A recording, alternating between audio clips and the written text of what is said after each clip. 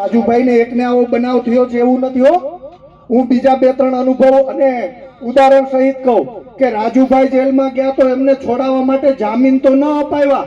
એવા વિસાવદરના અનુભવ કહું કે વિસાવદર પોલીસ સ્ટેશનની અંદર જ્યારે બબાલ થઈ અનાજ કૌભાંડ દરમિયાન, ત્યારે એ કૌભાંડ દરમિયાન જે કોઈ લોકોએ, વેપારીઓએ ફેસબુકમાં અને સોશિયલ મીડિયામાં પોસ્ટમાં કોમેન્ટ કરેલી હતી અને એ લોકોની જ્યારે ધરપકડ થાય છે, 10-10, 15-15 દિવસ સુધી એ લોકોને જેલમાં રહેવું પડે છે, ત્યાં પણ એ વ્યક્તિ એમને બચાવવા માટે કે એમના જામીન કરાવવા માટે નથી જઈ શકતા.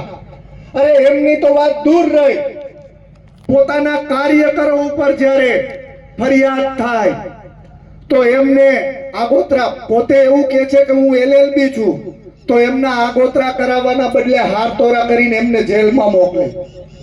શા માટે? રસ્તામાંથી કાંટો ક્લિયર થાય એટલા માટે.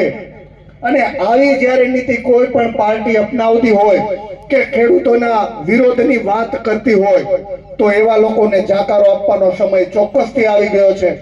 વધારે કઈ વાત નહીં કરતા, છેલ્લે એટલું જ કહીશ કે ખેડૂતો માટે આપણે સૌ સાથે મળી જ્ઞાતિ જાતિ તમામ વસ્તુ ભૂલી આપણે સૌ એક થઈએ અને આપણા હકની લડાઈ, જે ખેડૂતોના માટે હિતની વાત છે, એ લડાઈ લડીએ.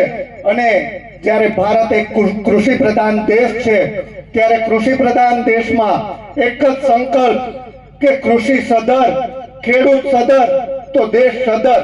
આ સંકલ્પ સાથે આપણે સૌ રાજુભાઈને ટેકો આપી અને એમની જે કિસાન સંકલ્પ યાત્રા છે એમને સફળ બનાવીએ અને આવનારા દિવસોમાં રાજુભાઈ કિસાનો માટે એમના મનમાં જે સંકલ્પો છે એ પરિપૂર્ણ કરે એવી માતાજીના ચરણોમાં પ્રાર્થના કરી મારી વાણીને વિરામ આપીશ.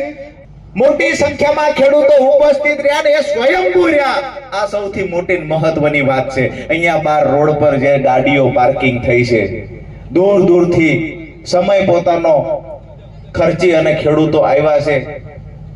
માતાઓ બહેનો પણ અહીંયા મોટી સંખ્યામાં ઉપસ્થિત છે, ત્યારે એમનું પણ સ્વાગત કરીએ. આ તકે મહત્વની વાત કે ખેડૂત સંકલ્પ યાત્રાની શરૂઆત શા માટે થઈ?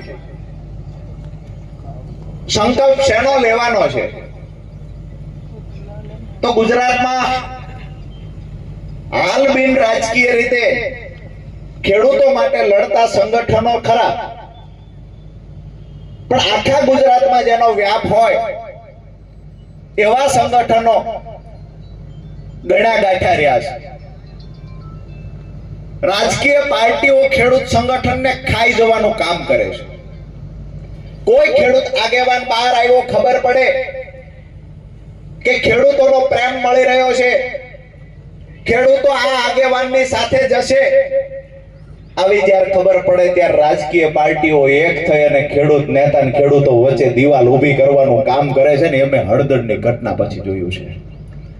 દોસ્તો, મહત્વની વાત એ છે કે સંકલ્પ શેનો કરવા નીકળ્યા છીએ?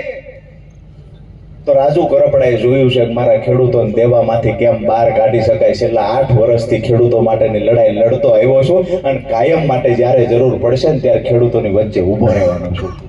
છેલ્લા 8 વર્ષથી લડ્યા, 5 વર્ષ આમ આદમી પાર્ટીમાં રહીને પણ ખેડૂતો માટે કામ કર્યું. જ્યારે જ્યારે જરૂર પડી છે ત્યારે ખેડૂતોએ બોલાવ્યા છે, ત્યારે ખેડૂતોની વચ્ચે રહ્યા છે. અનેક એવા ખેડૂતોના લાભ અપાવવાની વાત હોય તો રાજકીય પાર્ટીના પ્લેટફોર્મ પર હતો, એના કરતા પણ વધારે લાભ અપાવી શક્યો છું જ્યારે બિન રાજકીય લડાઈ લડતો હતો.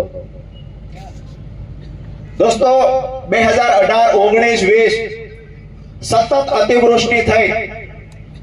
સુરેન્દ્રનગર જિલ્લા સહિત સૌરાષ્ટ્રમાં પાક નુકસાન થયું.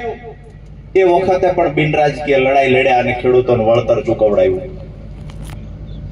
અહીંયા હાઈ ટેન્શન લાઈનના પ્રશ્ન હોય તો પણ ભલે, જમીન સંપાદનના પ્રશ્ન હોય તો પણ ભલે, જમીન માપણીમાં થયેલી ભૂલોની સામે લડત લડવાની વાત હોય તો પણ ભલે, જ્યારે જ્યારે પણ ખેડૂતો સાથે અન્યાય થયો ત્યારે ખેડૂતોની વચ્ચે ઉભા રહીને ખેડૂતો માટે લડ્યા છીએ. ઘણા લોકો કહેતા કે ખરેખર આ પાર્ટી છોડીને તમે મેદાનમાં ઉતર્યા છો, જાહેરાત તો કરી દીધી છે, પણ સાથ કોણ આપશે? તો દીવાર પિક્ચરમાં એક ડાયલોગ આવે છે